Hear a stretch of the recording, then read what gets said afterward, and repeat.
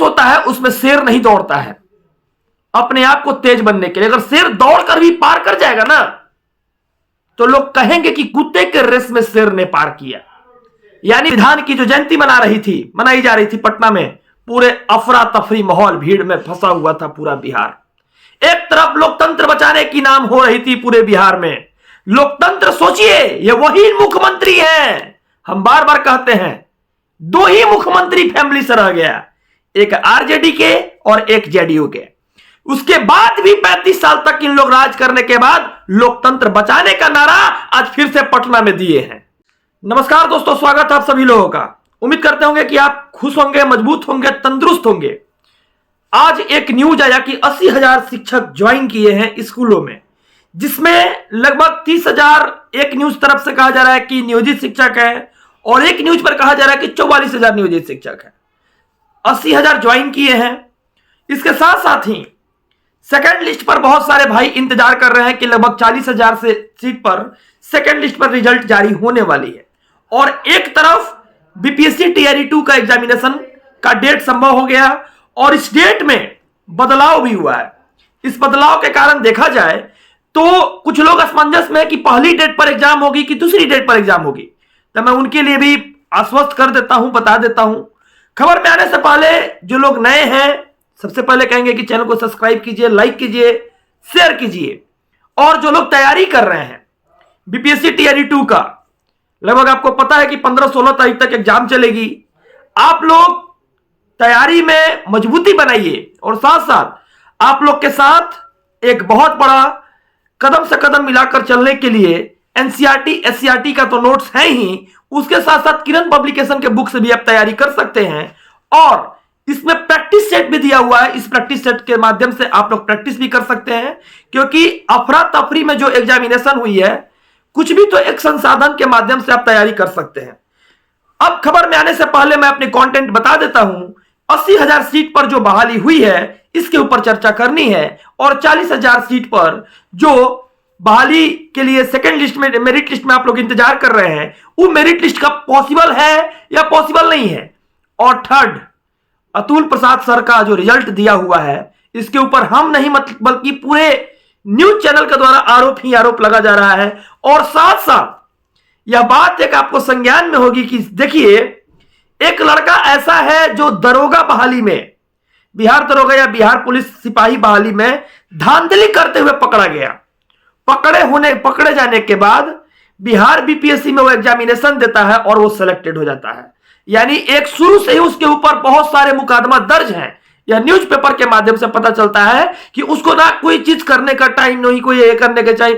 तो ये lottery system से लगता है कि रिजल्ट उठाए हैं क्या। इसके पहले भी बहुत सारा रिपोर्टिंग हमने भी किया।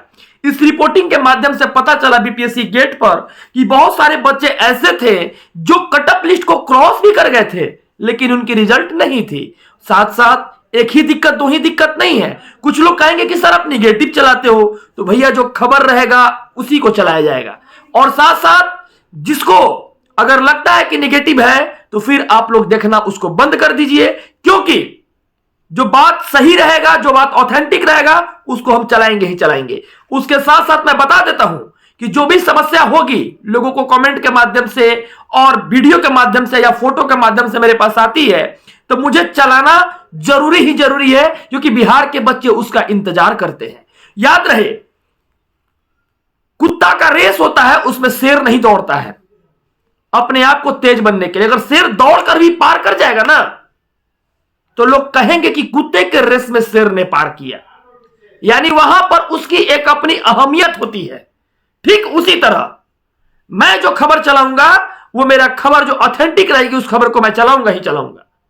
पूरे बिहार के लोग, एक तरफ जो स्किल्ड पर्सन थे, एक तरफ जो समझदार लोग थे, उनको इस नौकरी की जरूरत थी, वो लोग नौकरी ज्वाइन नहीं किए।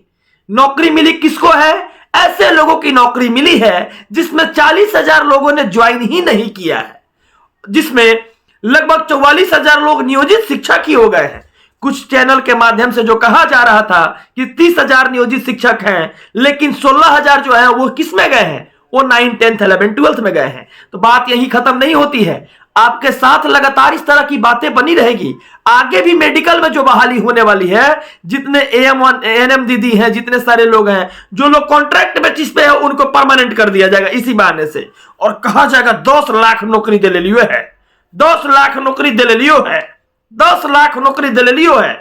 यानी जो कॉन्ट्रैक्चुअल बेसिस पे है उनको नौकरी दी जाएगी, और पहले भी जो लोग कॉन्ट्रैक्ट बेसिस पर थे उनको भी नौकरी दिया गया, जिस कारण से 40,000 लोगों ने ज्वाइन नहीं किया। बात अभी यही खत्म नहीं होता है। यह मैं कहना चाहूंगा, पूरे बिहार के लोगों को आंख खोलना चाहूंगा कि जो लोग जाति का नाम लेकर वोट देते हैं और वोट देने के बाद इस प्रकार की सरकार को लेकर आते हैं कि जिनकी 30:1 का रेशियो इस बहाली के बाद भी पूरी नहीं होती है, उन लोगों को मैं कहना चाहूंगा कि आप लोग गौर से मेरी बातों को आप लोग ऑथेंटिक रूप से समझ जाइए। इस बहाली में भी नियोजित शिक्षकों को 11,300 से लेकर लगभग 14,000 नियोजित शिक्षकों को इस 6 to 8 में बहाली में मौका मिलने जा रही है, और पहले से लिस्ट और सूची बनकर तैयार हो चुकी है। यह बात आपको संज्ञान में होगा। अगर आया नहीं रहता बीएड और डीएलएड का रिजल्ट, तो एक बात और आपको मैं बता देता हूं कि बीएड वाले भी लगभग 10,000 15,000 ऊपर से जरूर आते हैं। नियोजित शिक्षक जो थे इसी बहाने वो राजकर्मी हो जाते हैं। एक बात आपको पता है, कहीं कहीं पर लोगों का कहना है कि ग्रेस मार्क्स नहीं दिया गया है, लेकिन आयोग के द्वारा 1 साल में जो नियोजित शिक्षक है 4 से 5 नंबर ग्रेस मार्क्स दिए हैं। मैक्सिमम 20 नंबर ग्रेस मार्क्स देने की अपॉर्चुनिटी है नियमावली के अंदर। इसलिए जो लोग पहले से नियोजित शिक्षक है उनको तो 20 नंबर ग्रेस मार्क्स में मिल ही जाएगा। आपकी और हमारी क्या होने वाली है, यह पूछता है बिहार। बात सरकार की गलत नीतियों के कारण हम और आप फंसते जा रहे हैं, और एक तरफ आज बाबा साहब अंबेडकर की जो जयंती, संविधान की जो जयंती मनाई जा रही थी पटना में, पूरे अफरा तफरी माहौल, भीड़ में फंसा हुआ था पूरा बिहार। एक तरफ लोकतंत्र बचाने की नाम हो रही थी पूरे बिहार में। लोकतंत्र सोचिए, ये वही मुख्यमंत्री हैं, हम बार बार कहते हैं 2 ही मुख्यमंत्री फैमिली से रह गया, एक आरजेडी के और एक जेडीयू के। उसके बाद भी 35 साल तक इन लोग राज करने के बाद लोकतंत्र बचाने का नारा आज फिर से पटना में दिए हैं। आखिर लोकतंत्र में किस प्रकार के लोकतंत्र बचाएंगे, कैसी संविधान बचाएंगे बिहार में? इन लोग 35 साल नारा लगाए, 35 साल इन लोग बिहार में राज किए, किस तरह से इन लोग लोकतंत्र बचाने का नाम लेते हैं, और कौन सी मुद्दा है इनके पास? पूरे बिहार के लोगों में पूछना चाहता हूं, जो लोग आप लोग सपोर्टेड हैं, मैं किसी जात के लिए नहीं लड़ता हूं, मैं किसी संप्रदाय, खास संप्रदाय के लिए नहीं लड़ता हूं, मैं लड़ता हूं उन भाई और बहनों के लिए जो लोग बेरोजगार हैं।